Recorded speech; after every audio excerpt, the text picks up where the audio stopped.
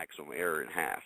So if we run it 3 times, you're talking about plus or minus 0.25%, 4 times, an 1/8 of a percent. So the more times we run it, the more accurate we are. So we know that that's how we maintain our consistency.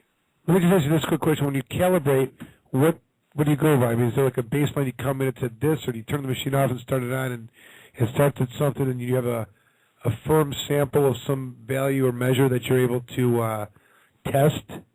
Yes, we get our standards from ResTech. They're a company that obtain the pure samples from the DEA. So we have a known quantity of 1,000 microliters per milliliter, and it's dissolved in methanol of each one of the different cannabinoids that we test for. So we can run them through the machine, and we have a known quantity to calibrate each one of the peaks to. The machine, as it runs out, shows you these peaks, and it takes the area under the curve to give you the percentage value. But the only way to quantify that value is to have a known amount that you're comparing it to. So we always make sure once the machine's been running for about an hour, we calibrate it every day and then we consistently see when we run the calibrations the same numbers as the day before. But that's what we should see. Well, that makes sense to me, because the only people that could ever maintain the accuracy of it would have to be the manufacturer, kind of like the breathalyzer test with the Michigan State Police.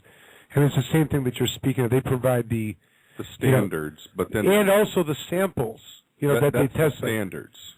Okay, yeah, we do. That's what we got our standards, and we have seen in the past where we got a standard that wasn't consistent with what we were seeing, and we found that it was a bad batch. So our consistency allows us to be able to pick out when there was some kind of degradation or problem in the supply line too. So luckily we've done our research, and we know we have the best standards in the field right now. So. Let me ask you this. Can you pick up other things, for instance, from user-provided standards? Let's say somebody is using a solvent-based extraction, and they want to ensure, for instance, that their final product doesn't contain any of that solvent. Would you be able to, for instance, use acetone as a standard, for instance, to see if there's any pickup in the final product? Some of those solvents might be difficult. Acetone might be difficult. I might be able to pick that out. It depends on the solvent, because we would have to change what solvent we use to dissolve the sample in. Because if we use a solvent that's very similar to whatever solvent was used in the extraction, it'll have the solvent. They'll have share the same giant peak that our machine shows. But most of the time, yes, we can find that information out. But that's not usually what we specialize in, because usually it's pretty easy to tell if they use a solvent in it, there's a small amount of that solvent present. So we'd have to obtain a really pure form of the exact solvent they use if we wanted to quantify it. Mm-hmm. And you currently use 50/50 methyl and ethyl alcohol to dissolve your samples, denatured out. Yes. We would we would like to obtain a pure solvent, but right now that's what we use. It doesn't have any noise in the area of the cannabinoid peak, so we know it's safe to use for accurate testing. It is about 12 minutes left. You're listening to Planet Green Trees. The call number is 1-347-326-9626. We're speaking with Brent from Iron Labs. Fascinating conversation.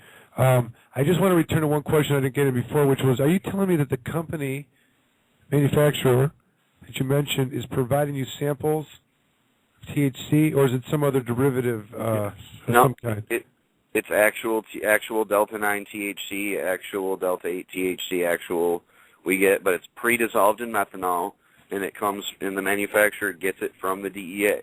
But it's such small amounts and at such high prices, they figured that nobody's going to try to use them for any illicit purposes, because the price is quite a bit higher when you get them that way.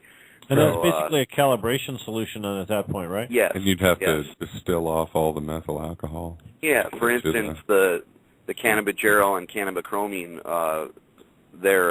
those standards cost $325 a piece for 1 milliliter, which contains 1,000 micrograms or 1,000 microliters, so a tenth of a gram.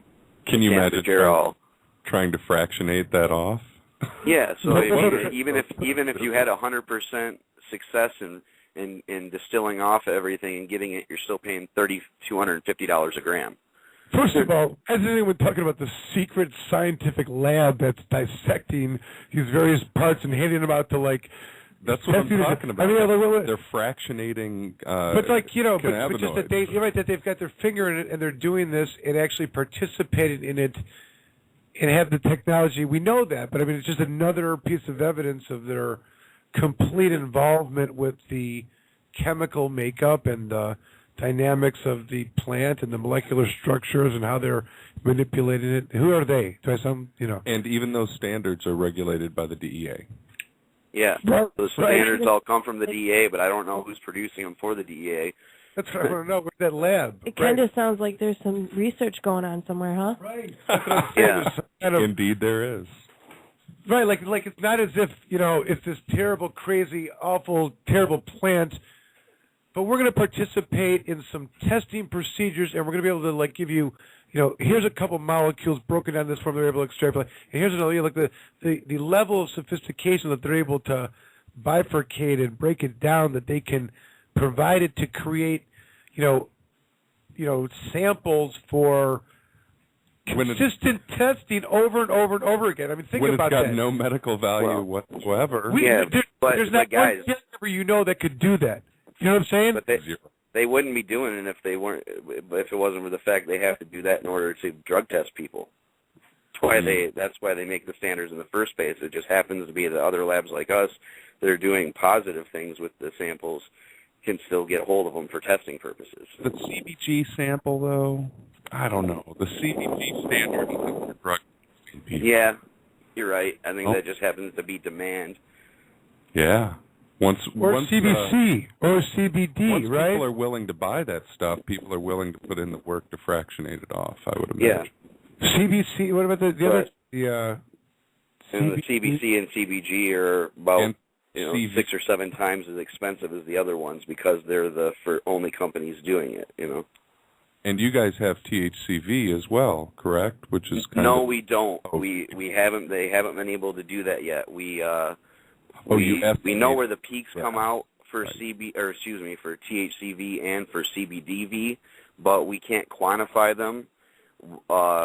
We have a method to be able to have a guesstimate on that but that's just averaging the area response on all the other cannabinoids and putting that in as our calibration value. But we don't list that as our official results. We just put that in there for our purposes, because when we see a sample that has THCV or CBDV, we kind of want to have an idea of a guess of how much is there. But that's not official because we don't have an official standard yet.